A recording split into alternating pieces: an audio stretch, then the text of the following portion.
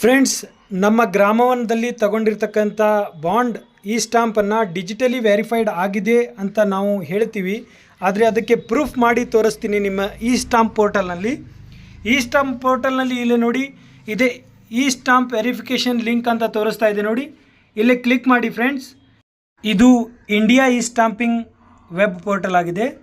ಇದರಲ್ಲಿ all over India ಈ stamp paper, ಇದರಲ್ಲಿ ನಾವು ಸೆಲೆಕ್ಟ್ ಮಾಡ್ಕೊಳ್ಳೋಣ ನಮ್ಮ ಸ್ಟೇಟ್, ನಮ್ಮ ಉಳಿದಿರ್ತಕ್ಕಂಥ ಎಲ್ಲ ದಾಖಲಾತಿಗಳನ್ನು ಕರೆಕ್ಟಾಗಿ ಎಂಟ್ರಿ ಮಾಡೋಣ. ಓಕೆ ಫ್ರೆಂಡ್, ಕಂಟಿನ್ಯೂ ಮಾಡ್ತಾ ಇದ್ದೀನಿ.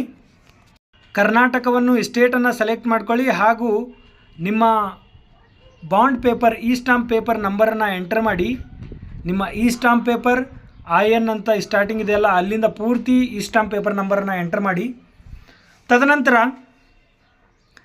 ನಿಮ್ಮ ಬಾಂಡಿನ ಡೀಟೇಲ್ಸ್ ಅಫಿಡವಿಟ ಯಾವುದು ಅಂತ ಸೆಲೆಕ್ಟ್ ಮಾಡ್ಕೊಳ್ಳಿ ಹಾಗೂ ಕ್ಯಾಪ್ಚರ್ ಕೋಡನ್ನು ಎಂಟರ್ ಮಾಡಿ ಸಬ್ಮಿಟ್ ಮಾಡಿದ ಮೇಲೆ ನಿಮಗೆ ಇದು ವೆರಿಫೈ ಇದೆಯೋ ಅಥವಾ ವ್ಯಾಲಿಡ್ ಇದೆಯೋ ಇಲ್ಲ ಅನ್ನೋದು ಕಂಪ್ಲೀಟ್ ಪೂರ್ತಿ ಡೀಟೇಲ್ಸ್ ತೋರಿಸುತ್ತೆ ನೋಡಿ. ಚೆಕ್ ಮಾಡ್ತಾ ಇದ್ದೀವಿ ನೋಡಿ. ಆಯಿತು ಫ್ರೆಂಡ್ಸ್, ಈ ಥರ ಬರುತ್ತೆ ನೋಡಿ. ಎಲ್ಲ ಬಾಂಡ್ ವೆರಿಫೈಡ್ ಆಗಿದೆ ಅಂತ ಬಂದಿದೆ. ಈ ಥರ ನಾವು ಕಸ್ಟಮರ್ಗೆ ಸಹ ತೋರಿಸ್ಬೋದು, ಅಥವಾ ಕಸ್ಟಮರ್ ಯಾರಾದರೂ ಚೆಕ್ ಮಾಡೋದಿದ್ರೆ ಈ ಥರ ಚೆಕ್ ಮಾಡ್ಕೊಳ್ಳಿ ಅಂತ ಹೇಳಿ ಕಳಿಸ್ಬೋದು.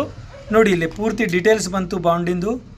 ಬಾಂಡು ಯಾವಾಗ ತಗೊಂಡಿದ್ದೀರಾ, ಯಾವ ಡೇಟ್ಗೆ ಇದೆ, ಎಲ್ಲ ಡೀಟೇಲ್ಸ್ ತೋರಿಸುತ್ತೆ. ಹೈಲೈಟ್ ಮಾಡಿ ತೋರಿಸ್ತಾ ಇದ್ದೀನಿ ನೋಡಿ. ಇಲ್ಲಿ ಎಲ್ಲ ಬರೆದಿದ್ದಿದೆ. ನೀವು ಚೆಕ್ ಮಾಡುವಾಗ ಇಲ್ಲಿ ಎಲ್ಲ ತೋರಿಸುತ್ತೆ. ವ್ಯಾಲಿಡ್ ಇದೆ, ಯಾವ ಥರ ಇದೆ, ಯಾವಾಗ ತೆಗೆದಿದ್ದೀರಾ, ಇದು ವ್ಯಾಲಿಡ್ ಇದೆ ಏನಿಲ್ಲ, ಆ್ಯಕ್ಟಿವ್ ಇದೆ ಏನಿಲ್ಲ ಅಂತ ಎಲ್ಲ ತೋರಿಸುತ್ತೆ. ತಾವು ಕೂಡ ಚೆಕ್ ಮಾಡ್ಕೋಬೋದು. ಈ ಥರ ಚೆಕ್ ಮಾಡೋ ಪ್ರೊಸೆಸ್ ಇದೆ. ಓಕೆ ಫ್ರೆಂಡ್, ಧನ್ಯವಾದಗಳು.